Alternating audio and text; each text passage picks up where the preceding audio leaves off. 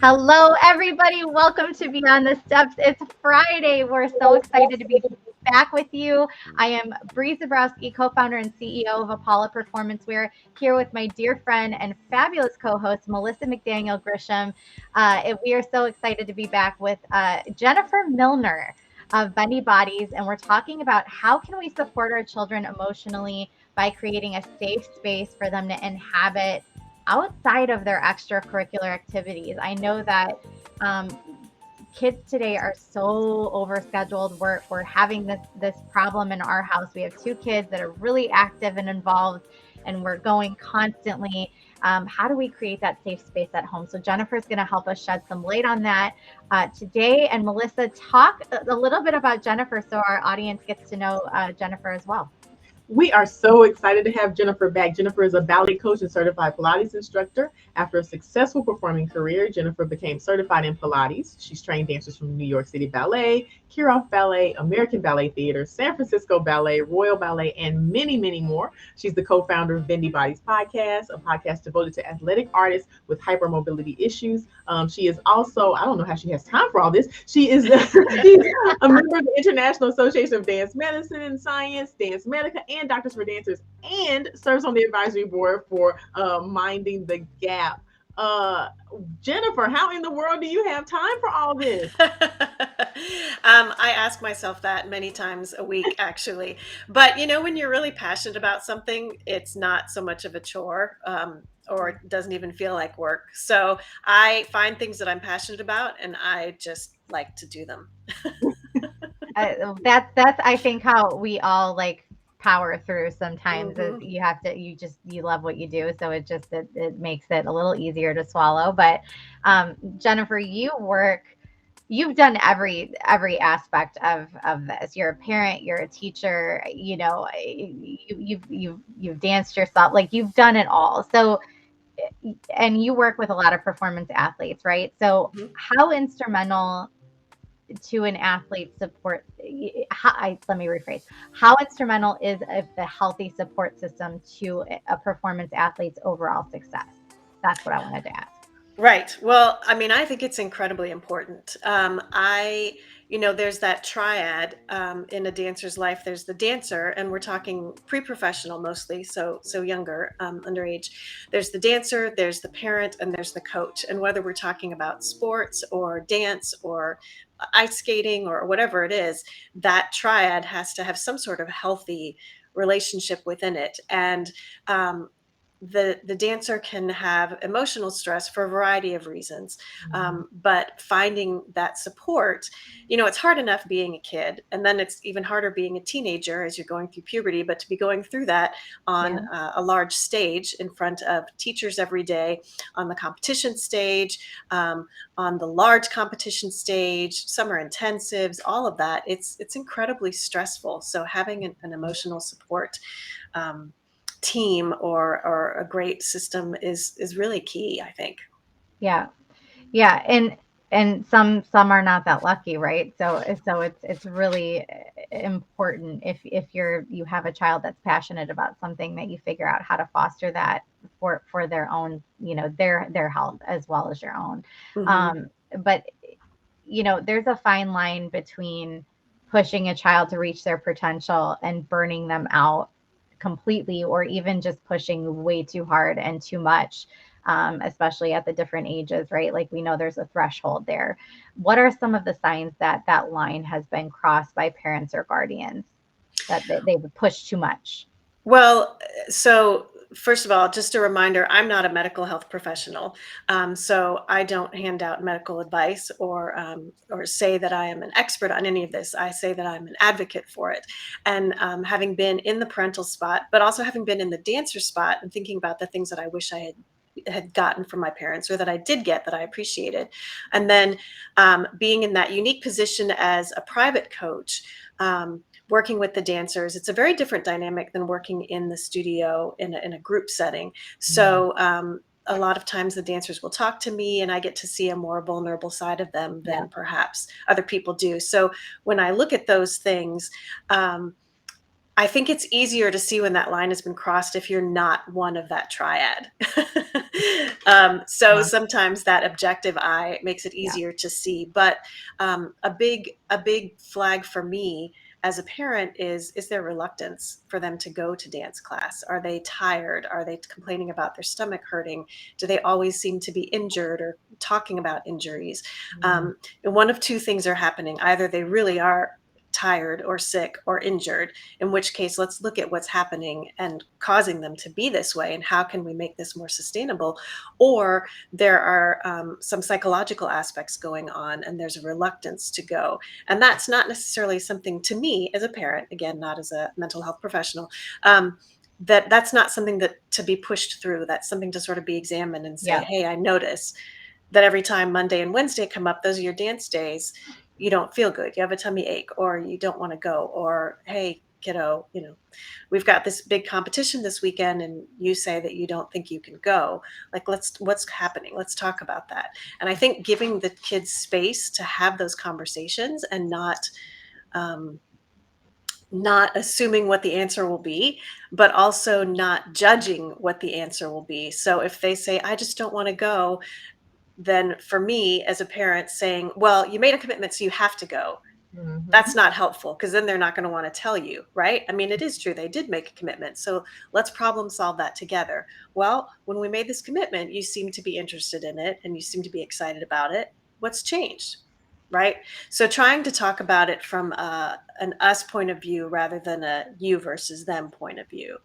Um, I love is that. And helpful. that is so much harder to do than you Mhm. think it is, right? It is. Yeah, absolutely. It is.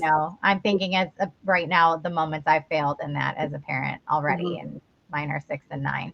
That's a Yeah. great segue into my next thought. I mean, I'm not. I am a parent now that I've gotten married. I now have a son who's 14, about to be 15, and have worked with kids, of course, my whole life as a dance educator. But as a parent who's out there listening, that goes, "Uh-oh, I think I may have crossed that line a couple of times, Yeah. pushing them out, with the foot out the door when they weren't really ready to go. What's your advice to them? Like, is it too late to minimize the damage, or what do you suggest that they do immediately if they've realized, ooh, I might have crossed the Yeah, line? like, and how hard do you push that conversation if you're like trying to open up this dialogue and they're like, nothing, nothing, nothing? How hard do you push? Well, I don't have an answer on how hard do you Right. push, because I've probably screwed it up. My kids are 15 and 17. They're both dancers, and so I've had way more opportunities to mess up than you have. So on that schedule. I think the hardest thing for me, not the hardest, but one of the hardest things as a parent, but the most important for me is to apologize to my kids and to Mhm, acknowledge when I have done something um, that was careless or not taking their thoughts into account or just plain, mhm, you know. Um, Parents aren't just in relationship with their child, they're in relationship with the teacher as well, Yeah. and the studio, and there's a very fragile sort of power sense there, because you are the teacher's boss in that you pay their salary, right? You hire them. But when you sign that contract and go in with them, you are agreeing to submit yourself to their authority. So you're mhm, paying someone to have authority over you and your child. So there's a mm, very strange, Mm. a lot of parents say, I don't want to tell the teacher something because I don't want them to take it out on my child. So there, even though you should feel free to say something to the teacher, whatever it might be, if you say, well, my daughter just doesn't want to come to dance today, you're afraid they'll get mad and be like, well, then she's just lazy and doesn't want to work and I'm not going to cast her. So you worry about the conversations you'll have with the teacher. And sometimes we start to worry about that more than we worry about our relationship with our child. And we think we don't want to upset the teacher. We don't want to make them unhappy. We don't want them to make them think poorly of our child, because we want to give our child space to succeed. So we may tell our child, just suck it up today and we'll deal with it later, or I don't believe you, or we may not even say I don't believe you, but I think you can do it, so come on, let's just go do it. Yeah. um, and then afterwards we may be like, you know what, I probably shouldn't have pushed you. I probably should have taken 5 minutes to say, hey, what's going on, let's figure out, can you really go today, can you not go today? So I think if you feel like you've crossed that line, giving space for the child to talk is going to be huge, and making them feel like they are able to talk without there being repercussions, and not repercussions like you're punished, go to your room, but repercussions like, well, then I'm just going to pull you from dance, right? Mm. Yeah. Like, but letting them say, hey, I don't like this, like this class is too much, or on Wednesdays to have tap and jazz, and I always get a big assignment in English, it's just too much, or this teacher makes me uncomfortable, right? Or there could be, I don't like being in that trio, those two girls are mean to me. Like, you don't know what it is, and you don't know what's going on until you give them that space to have that conversation. And I don't always do that. I fail at that myself.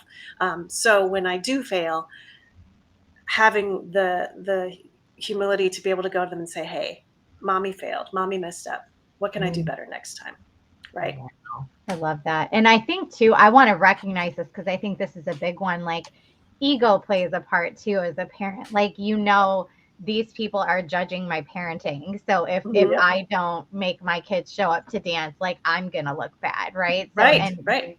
I'm gonna look like I don't have control over my household and my kids and my whatever. And you worry about that judgment as well. So it's Absolutely. I hear you saying prioritize, try to remember to prioritize your child over all those other things and the health and well-being of your child. And of course we all want that as parents. We love our children more than anything, but that gets lost sometimes in all the demands and expectations of society. So Hmm. I want Hmm. to call that out and recognize that as well. Yeah, and And I I will think, go go ahead, ahead. Jen. I Go think ahead. I think there's space to say, hey, like, we have made this commitment. Let's try to finish this out. And Yeah. if it is something that, you really have made that commitment, they're not in a physically threatened position, right? They don't Right. have a big injury or something, and say, hey, let's finish this and then let's talk about it.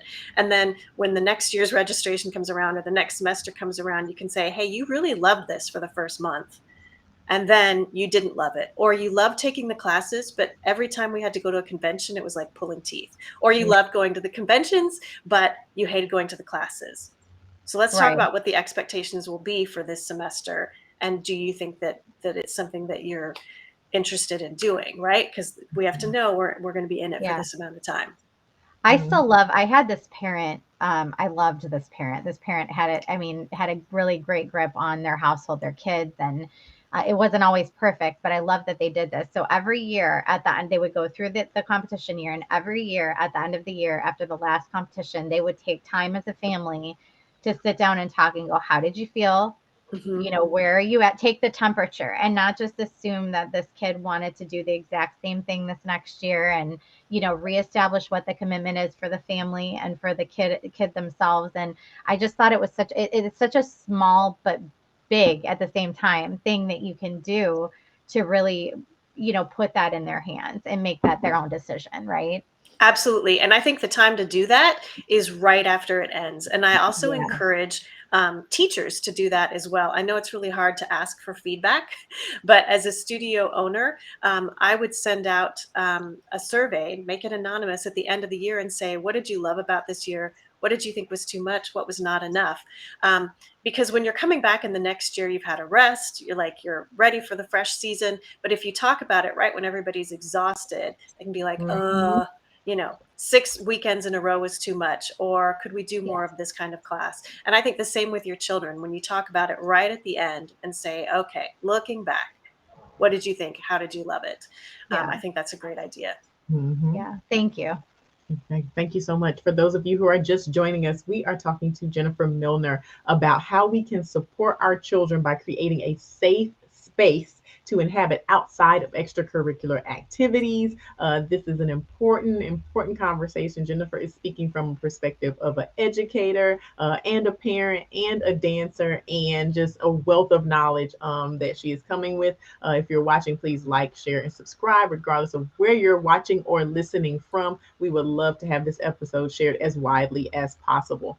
Um, I want to talk about what this emotionally safe space looks like, Jennifer. So, what does it look like for a performance athlete? Describe what you would think, from your perspective, is an ideal safe space for them. I think one where, as a parent, I want to make a space that the children are going to feel heard. right? Mm. That they feel like they can talk to me and they can have those discussions. I want to give them opportunities. So I want to provide them with opportunities, see what they say yes to, see what they say no to. But sometimes kids come and say, hey, can I try this? And you're like, oh, no. It's just one more Totally. thing. We Totally. do this, right? Right. But say, what are you interested in about that? Like, what excites you? Yeah. If you want to try ice skating, let's go to open skate for a month first. And if Yeah. you still think it's fun, then let's try ice skating. So we want to provide them with opportunities. And a lot of times it's hard for kids to ask for things. It's hard for my kids to ask for things because they're afraid I'm going to say no. Because when I'm like so frantic and hectic, I usually do say no. So I've learned that when they ask for something, I need to listen and I need to say, what are they really asking for? And how can I provide the opportunity to say yes without just piling meaningless stuff on there? So if they ask for opportunities to take more privates, well, let's talk about that. What interests you in that? Well, Ashley takes all these privates and she's really good. Okay, so you want to improve. Okay. Or, well, everybody takes privates and I feel stupid because I don't. Like, it's the cool thing to do. Okay, that's different. Well, I want to compete at YAGP and I can't do it unless I take private. So figuring out what it is that they're seeking from that might help you provide those opportunities in a way that fits your time and financial budget, right? Or not, right? Or not. Or Like not. if Like if the they say all the cool motivation is, kids do, yeah, well, yeah, yeah, let's talk about that. Let's talk about that. We want to select appropriate opportunities. We don't want to just do everything, like you said. And we want to make sure that the opportunities that we are giving them, especially if you are on a tight financial budget and who isn't in the dance world, are the best use of your time and your money. So one competition or convention may not be as beneficial as another one. You may get more scholarship opportunities, and you have to, if you have to pick and choose, that's a great way to do it. Looking at summer programs, is that the best way for us to spend $6,000 to $10,000 that summer? Or should we keep her home and let her do privates at home and let her advance that way? What is she really looking for? Is it a summer camp experience? Let's send her away for a week to church camp. Like, let's figure out, and how can we make the best of those opportunities? We want to make it fun and we want to make it enjoyable as a parent. yeah, So we have to be really careful. I have to be really careful that I'm not like, great, let's get in the car and I'll drive you again. Here's Mhm. mom, I've been sitting in the parking lot waiting for 15 minutes for you guys to get out. You never get out on time. That's a great comment to make to the studio owner. My kids never get out on time, but your kids don't have any, they don't have any sway over that.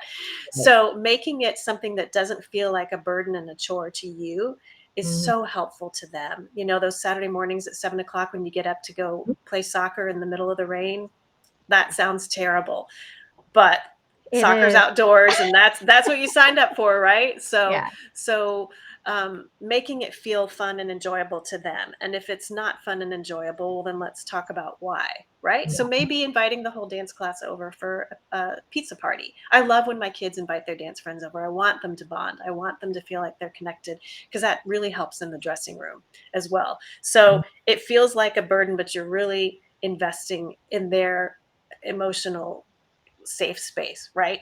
Um, you want to give them a love of the activity. So again, not feeling like a burden, to buying DVDs of Giselle or subscribing to Marquee TV or whatever you can do to let them see outside stuff, showing them that you want to see it too and that you love it as well. You want them to feel that. You want to, I think it's so important emotionally to emphasize effort and improvement for dancers rather than achievement.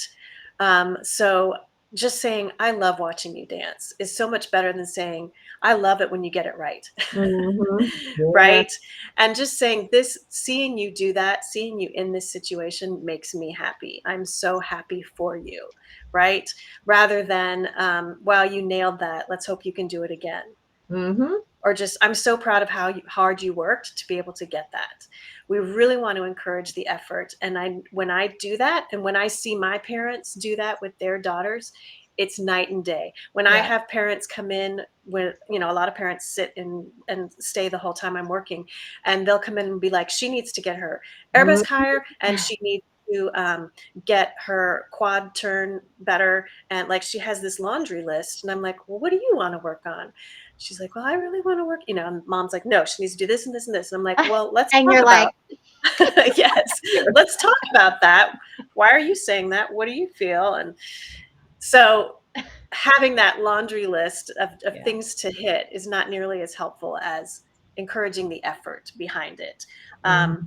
Help them make their own decisions. I think for an emotional safe space, choice and autonomy are so important, and we're trying to give our kids autonomy in life.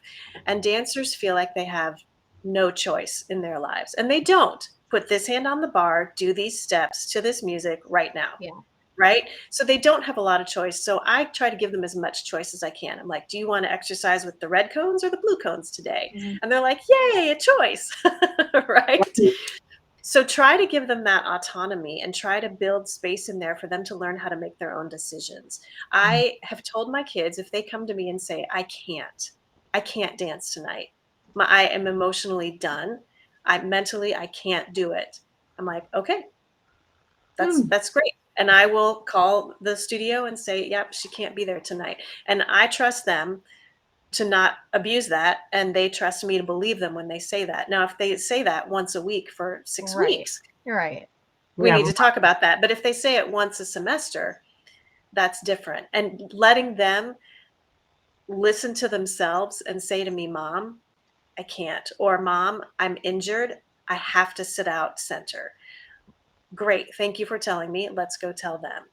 So Mhm. giving them the support, and of course they're 15 and 17, they're older, right? Right. But giving them the space to start to listen to their body and recognize what's going on and trust that you will listen to them, is huge. And I think that's one of the biggest things that we can do for our children for that safe space. And then finally, I guess I would say, let them know that you're on their side. Because again, it's a triad and it may not always be clear, but let them know that you are their biggest fan, and that you are there also to advocate for them. You don't expect a 10-year-old to walk into a teacher's office and say, I was uncomfortable when so and so talked to me this way. 100%. Right. Mhm. You have to do that for them, and they Mhm. have to know you're not going to make them step up and do something like that. Like that. Yeah. Right. That's not age appropriate or not, Right. developmentally appropriate for Right. them to do. Yeah, for sure. That's such good advice. And I know uh I have failed as a teacher many times of even encouraging my parents to be able to do things like that, especially when we're talking about not coming to class or sitting Mm-hmm. out or injury. Mm-hmm. It's like this constant pressure from my end. I feel like wrongly, to say, okay, you're supposed to be helping me push this kid through. Like they need to dance. And I think that we Right. make space for that as teachers to go, okay, she knows her kid or he knows his child, so I'm going to trust that they're making the right decision, and this is not just a smokescreen to Right. not dance or to step out on your responsibilities. Well, Um, and if they do call in consistently, have a conversation with the parent and say, hey, I noticed they haven't been here, um, 2 classes a week for the past 5 weeks. What's going on? How can I help?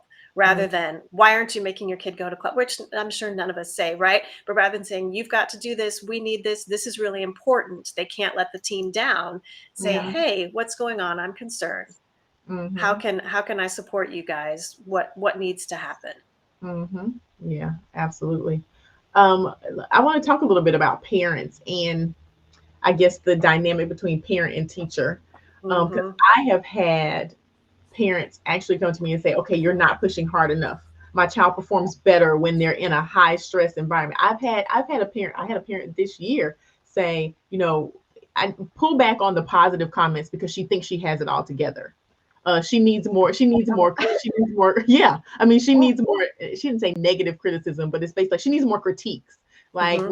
when you tell her what she's doing well, she doesn't think she has to do anything any better. And it's like, okay, so did I just get the request to push back on positive reinforcement?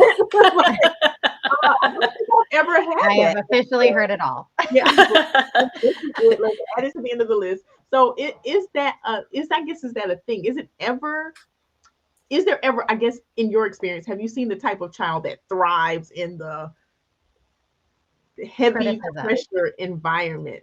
The pressure cooker environment. Yeah. Sure. I mean, we see lots of kids who thrive in that environment, but at some point they're going to let off steam somewhere, right? And those are the kids that usually do really well early on in the competitions when they're 9, 11 years old and Yeah. retire when they're 14. Yeah. And then when they're 22, they write a book about it. Yeah. So you'll see, I think, and again, I'm not a mental health professional, but my experience has been that I see short-term success and gains from that. But we're not just shaping a great dancer, we're shaping humans. So I think the longer term solution and the dancers who thrive and who succeed and have amazing careers are the dancers who get excellent instruction and positive reinforcement. And I think that there's a way you can hold a dancer to a standard of excellence without speaking negatively to them. You can say, this is not where it should be, but I know how to get you there. So you're not just saying that's terrible. You're saying, I know that this can be better, and here's how we're going to do it. Let's work on it. I give corrections all the time in class. And sometimes when a class finishes, and again, I teach pre-professionals, so very high level, or I teach professionals. And when the combination's done, if it was terrible, I go, well, that was terrible. And they all laugh because they know I'm not judging them. I'm like, that experience was terrible. Let's talk about it. Let's see what happened and went wrong. But I'm not saying you're bad and you're awful. And I won't say that was terrible to a group of 12-year-olds. Right? I'll say, all right, guys, what do we think about that? And if they're like, well, that was terrible. Okay, let's talk about that. What did you think was wrong with it? Now, what did you think was right with it? So if you can point out 10 things that were wrong, tell me something that was right. And if you can't think of anything that was wrong, well, let's talk about that. You feel like the combination's too easy? Because I think that you didn't quite close your fifths enough. So perhaps we could work on that. Yeah. So it depends on the class level for sure, the developmental level for sure.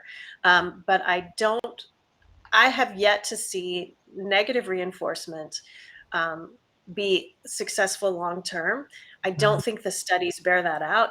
And I do think that you can be too positive in that you teach with a sort of everybody gets a trophy mentality, right? I do think that is a thing where we can't just tell everybody how beautiful they are and they're fantastic butterflies, although we need a lot of that when they're younger. But I do think that we can teach from you guys are beautiful. You're amazing. Sophie, I love the way you did that pirouette. Natalia, your adagio looked fantastic. Let's talk about the things we can fix now.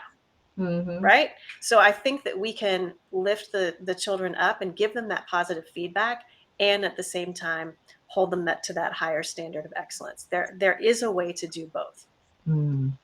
Yeah. And what about parents? How do they hold themselves accountable for, maintaining that safe space? Because how do you rein yourself in as a parent? I think it goes back to your relationship with your coach, with your teacher. Yeah. Do you have a trusting relationship with the teacher? And if you don't, what do you want to do about that? If you don't trust the teacher, if you don't like the teacher, if you don't think they're a good teacher, let's reevaluate why you're there. If you trust the teacher, you like the teacher, but your child is struggling, let's have a conversation with the teacher, right? Let's sit down and discuss it with them. But hopefully parents don't feel the need to jump in as a coach because they're getting what they need from the coach. And if they're not, then let's look at why they are. So I would hope that as a parent, if I thought that my daughters weren't getting enough of something, I know I could go to their teachers and say, they need more of this. How can I support you in this? Should I get them outside classes? Can I help you find time for this or that? What can I do to be part of the solution rather than coming to the teacher and just complaining about it? But I don't think it's different for me because I'm also a dance teacher. So my kids, unfortunately, have to listen to what kind of comments and criticism I have. But to be fair, or to be truthful, they rarely want me to give them critiques. They don't want. And so if they come out into the car and they're like, man, I could not get my Ande Dam pirouettes today. I'm like, well, did you think of this? And they're like, don't try to solve it. I just want to complain right now. They just want to talk to mom. Yeah. Right. And I think a lot of parents want to do that. So when the kids get in the car and they're like, oh, I was so bad, I was awful. And the parents are like, you weren't bad, you weren't awful. if you were, the teacher would be calling me, let them talk, give the teenagers especially space to talk and Mhm. process, and then just reflect back to them. It sounds like you had a really hard day. Sounds like you were really struggling. Was there anything that you enjoyed from it? Do you feel like you did anything well? And not try to fix it. And I think that the parental coaching comes in a lot because we're anxious for our kids and because we're trying to fix it for them. And we're like, hey, Yeah. I noticed your Yeah. arabesque's gotten a little lower. Mhm. That's not helpful. Yep. Oh God, I feel like this is spotlighting all my failures. Well, I'm speaking I from a need to do position of over. failure myself. So For those just joining, I am Bree Zabrowski with Apollo Performance Wear, here with my fabulous co-host Melissa McDaniel Grisham.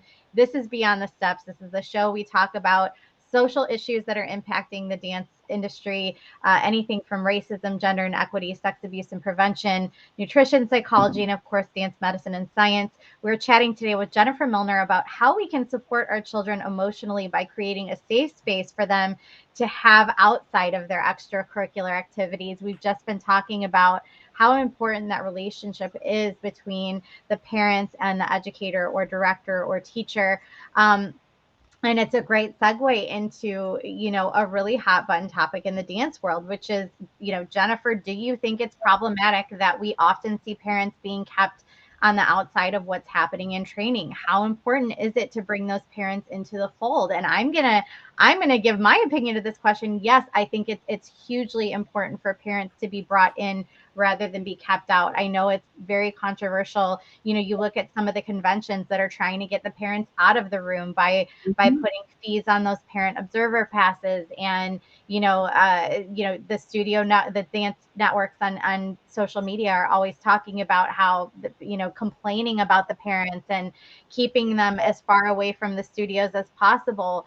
And I think there was one point earlier in my career that I probably might have agreed with that thought process. And I know it's not always easy and the lines get blurred, but as I've grown and matured and learned, I think it's just essential. So what are your thoughts on it? well, you're right. It is a hot button topic. And I am always going to err on the side of protection for the child. Yeah. When you look at uh, what was the movie, what was the documentary that was out about the gymnastics issue? Oh, it's horrific. Yeah, I forget Student the name of A it. or Yeah. whatever it was called. Yeah, Yeah. athlete A, I think. And that a lot of that came from the parents being shut out and not being allowed to be in there Yep. at all. Like they And were an forbidden to immense be in the amount of training trust, facility. right? Yes, An and an immense immense amount of amount of trust. trust. Right. Yeah. And I think it's so hard because I see both sides of it. As Mhm. a teacher, For the sure. last thing I want is a parent watching every class and coming up to me and going, "Why aren't you pushing so and so harder on Right. this?" Or "Why For isn't that sure. happening? How come my child hasn't been cast as this and that?" I you don't want the parents having the reins of the studio decision making. And having too much access and too much information can have that effect. In addition, having the parents be too visible and watching too much can have an effect on the dancers. The Sure. children will be constantly distracted by seeing the parents and dancing for the parent or worried, and the parent might be like snapping and pointing and like like trying to talk to them without talking, to get them to focus. Again, younger dancers, the older parents or older dancers probably just roll their eyes. But we need a place where we can do our work as teachers. We need that space. At the same time, there has to be transparency. And with everything that has happened in the convention world over the past few years, Yeah. I don't think the issues of mental and physical sexual abuse are new to the dance world. I think they're just coming to light. Mhm. And I think that we need to have transparency there. And if there's fear that's not wanting us to be transparent, we need to examine why and what it is that we're concerned about the parents seeing. So I don't know about parents having to pay, I'm not super into the competition world, but having to pay an observation fee and such. And I can understand not wanting a bunch of parents standing around when there's a limit to how many people can be in the room, that sort of thing. But perhaps, cameras would be helpful and being streamed to a space where the parents can observe and listen if they want to, because a lot of it Yeah. is listening and hearing how the teachers talk to the dancers and hearing Mhm. some of the really appalling things that people sometimes say to the kids. I wouldn't want my children at a space where I don't trust the teachers and don't trust them to be alone with them. At the same time, the best teachers know it's really not a good idea to be alone with the dancer Right. anyway. So if you're rehearsing a private, that door should be open, or there should be a lot of windows. Um, and so for the teacher's protection as well, I Yeah. think, and I think the key to all of this, I think the key to so many issues between parents and teachers is communication. Communication. You're absolutely right. Communication. And sometimes we're afraid to say why, right? We're afraid to explain our casting because we don't want to hurt the parents' feelings and say your daughter just wasn't ready for it. But if we can say that and say, I didn't feel she was ready, I would love to work with her on these steps and to help her get ready for something bigger next year, then everybody would be happy, or at least happier. Mm, Um, Being able to communicate and say, parents, you're too much.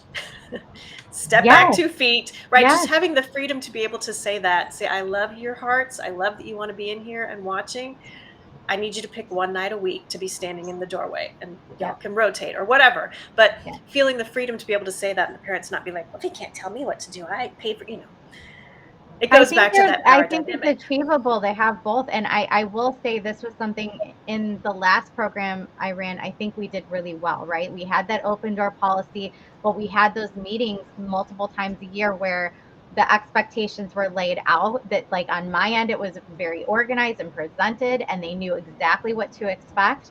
And the ability to say like, my decisions are my decisions, and I am making the decisions for the good of the whole, right? If you want to Hmm. talk about it, you want to question it, we can have that dialogue, but it will be a meeting, and it's not going to necessarily change the way things are, right? Like, but making a Absolutely. space for them to feel heard, and still setting your boundaries as an instructor. And it's not easy, and by no. no stretch is it easy, but it's so important. And I think that is really what's getting lost, especially as you said, in this day and age where there's so many things being brought to light. I think it takes a village, and we need to all work together. So Hmm. 100% agree with you.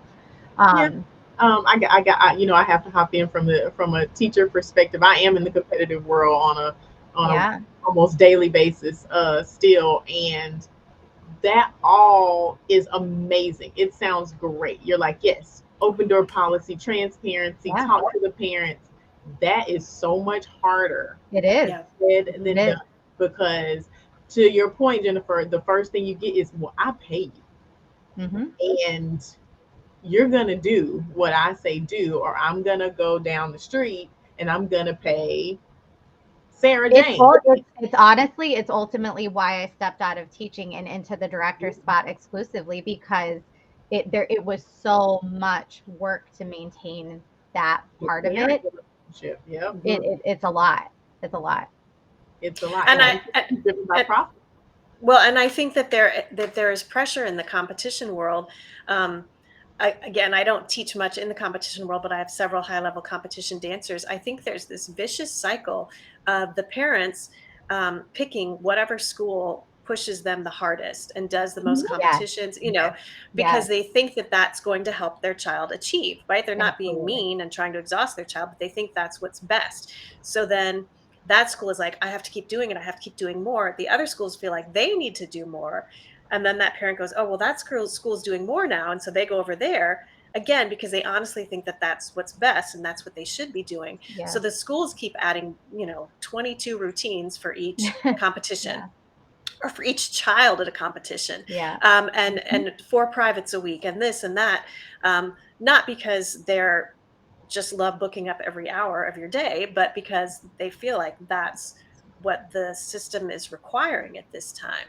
And Yeah. I can imagine you feel held hostage to some of the parents and to that sort of whimsical, we know those studio hoppers that will change studios every year and say, Hmm. well, this is my right and this is what I'm going to do. And so you're like, okay. Yeah. And then you face the mob mentality of, yeah, there's one Hmm. parent that does that, but then that parent gets two parents, and then those Right. parents get two parents, and then next thing you know, your studio is cleared out, your competition team is cleared out by 50% of, and 40% of those people were totally happy before Right. jumped in and decided Right. that she was going to blow the whistle on everything. And it's such a fine line to walk. And I mean, everything that we're talking about is totally right and correct. I just really wanted to lift up, especially for those dance educators who are out there listening, going, oh, yeah, okay. Okay, Yeah. And oh, that's totally That's fair. fair. That's yeah. fair. But Yeah, I do think again that communication is key. And I have seen some success with competition studios that have regular meetings, even if it's just once a semester, with the parents, and at the beginning of the semester say, here's what we're going to do. And we're going to cut back on this, and we're not going to do so many of this. And here's why. Here's the science behind it. And they have someone like me bring in those research notes, right? That says studies show that if we do less, we actually do better. I'm charging you more money this semester because I'm bringing in a conditioning expert, and we're going to take out this 6th jumps and turns class of the week so that they can do that instead. Yeah. So here's why they're getting less jumps and turns, because this is going to help. And having that communication and saying, please trust me for this year, and let's see how we do, and we can reevaluate it later. But here's why I'm doing it. And I think having solid information behind them, then it makes the parents, I would think it would make the parents feel like we're all in this together. We're along for the ride. We have bought in that we're doing less, but we trust it's going to be okay. And we can't wait to see the fruits of that, you know? Yeah. And also for those people that think it's hard, I think we need to dig deeper and ask ourselves, why does this feel hard to me? Is it because I don't feel like I should have to answer to the parents? Is it because I don't like conflict and I'm afraid of the conflict that could come from the parents? Like, what is the main motivation for am I doing something that I don't want people to see, right? Like, what is that main motivation for keeping that separation between you and the parents, and then break that down a little bit? Like, what can I do to overcome? If it is, I don't like conflict, okay, what can I do to minimize that and still bring them in, right? So Yep. there's some different motivations there too. There are, and again, with the communication, something that I do with Minding the Gap, we do a dance teacher mental health series on Zoom, and one of the workshops is clear communication, and learning what kind of communicator you are, and how to communicate with the parents, and how to deal if you don't like conflict, how to deal with it.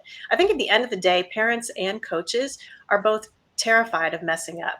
You know, we're terrified of doing the wrong thing. We're both trying to figure it out as we go along. We're trying to make good choices, and it's really hard, and it's impossible to be perfect for both sides. It's impossible to be a perfect parent. It's impossible to be a perfect dance parent, and it's impossible to be a perfect teacher. So we just have to have grace with each other and assume that people are acting from the best possible motives. Yeah. Right. What are some of the biggest challenges, Jennifer, if a child does not have an emotional safe space outside of their extracurricular activities? What have you noticed of students who may not have these things, the elements of a safe space that you listed earlier? What are some of the effects of that? Well, speaking as a private instructor, like in Pilates and ballet coaching, being unaffiliated with any specific school, I think the dancers talk to me more. And when I see them, the ones that don't have that safe space, I hear them talking about the pressure, and I hear them making excuses, or saying, well, my mom's just really hard, but she really loves me and she really wants the best for me. And so you see that fear of even being able to express how they feel in that. And they're going to find an outlet one way or another. You know, I have many dancers with eating disorders, some who are in clinics. I have dancers who have issues with self-harm. I have dancers who have been on suicide watch. It's a pressure-filled situation. And I think if we can't give them that emotional support, they're going to find an outlet somewhere else, whether it's acting out or sneaking out of the house, or something that's going to be more self-harmful and self-medicating. Yeah. I want to go to homework, Melissa. Are we ready for homework? Yes, absolutely. Yeah. So, Jennifer, as you know, we like to give our guests homework, just a way that they can make progress related to the topic we're discussing. And so, what is your one homework challenge for everybody watching, or that will be watching, for them to accomplish and make progress in the next 7 days? That is a great question. And I would say, whether you're a dance educator or a parent, I would say try to ask more open-ended questions and give your kids space to start to feel like they can share with you. As a parent and as a dance teacher, I think it's really helpful. As a dance teacher, sometimes I walk into class and I say, how's everybody feeling? Good? Great, let's go. And I don't give them space to actually Yeah. tell me. I tell them what I expect them to say, right? I'm like, Yeah. you are good. I don't have time for this. So give them that open space to have or open-ended questions, especially as a parent. How are you feeling today? What did you think of dance? Rather than saying, was dance good? Right? What did you think of dance? What was Mhm. something that you learned that you really loved? And let them just start to talk. And then if they don't want to talk, say, hey, I'd love to chat with you about this sometime. When's a better time? Well, I'm just hungry. Okay, we'll talk after you eat. You know, and I think if you can do that, if you can ask open-ended questions and be patient and not expect a certain response, you'll start to have that safe space that your kids can talk to you. I love that. Manage our own expectations as well, which is not easy. So thank you for that. So you have your homework from Miss Jennifer, and from us, we always have the same homework, but it's important homework. It's Take That Steps Initiative course. It's a online curated course. Every module has been curated by experts in their field. It's a course that you can take at your own pace, and it's going to give you modules on racism in dance, gender inequity, sex abuse and prevention, nutrition, psychology, and of course, dance medicine and science. You can take this course absolutely free, and we're going to pop that in the chat for you. Um, Jennifer, how can people get a hold of you? Do you consult with studios? Do you just talk a little bit about what you can offer and how people can get a hold of you? Well, I do one-on-one coaching mostly. I do it on Zoom as well, but I also do workshops with studios and with companies. And I do long-term coaching like for a specific performance or something along those lines too. So I fly everywhere, but I also do a lot of Zoom, and happy to chat and to see what I can do to help dancers. And You how can reach me people, yeah, at yeah. Jennifer period Milner, Milner on Instagram. I definitely answer all of that. And my website is jennifer-milner.com. Yeah, perfect. And say the Instagram one more time. Jennifer period Milner. Got it. So Jennifer. that's your homework. You have your homework from Jennifer, you have your homework from us, and you'll reach out to Jennifer. She is a wealth of knowledge. And of course, we're going to listen to that Bendy Bodies podcast. It is one of my faves. So congratulations on your success with Thank all you. of that as well. Yeah. Yes. Thank you so much, Jennifer, for being here with us. It has been a pleasure as always, just a wealth of knowledge. I think this is going to be a very popular episode with parents and teachers. So thank you so much. Well, thank you guys for having me back on. And of course, thank you, Bree, for always being here, my trusted co-host. It's an amazing honor to do this with you. So thank you so much as well. Thank you. Have a good Friday, everybody. Yes, absolutely. BTS, Beyond the Steps. That's what I call it for short. It's going to be a podcast. It's coming, so make sure that you are looking at all the places where you get your podcast from and find us. Make sure that you like and share this episode and all the others, which you can find at Apollo Performance and at TP Dance Creations on a lot of different social media platforms, including Facebook and YouTube. We will be back next week, Friday, 3:30, on YouTube and Facebook as well. So until then, please, please, please, please, please continue your journey beyond the steps. We will see you next week. Bye.